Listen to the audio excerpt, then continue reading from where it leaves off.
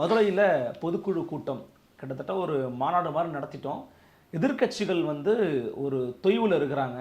அவர் கட்சி அடமானம் வச்சிருக்கிறாரு. நாம ஜெயிக்க வேண்டிய ஒரு கட்டாயத்தில் இருக்கிறோம்.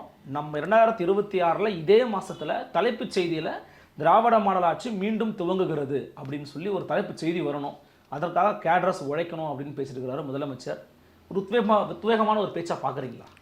ஒரு போருக்கு தயாராகும்போது ஒரு நாட்டின் மன்னன் தன் படைகளுக்கு என்ன சொல்ல வேண்டுமோ அதை மு.க. ஸ்டாலின் அவர்கள் சொல்லியிருப்பதாகத்தான் நான் பார்க்கிறேன்.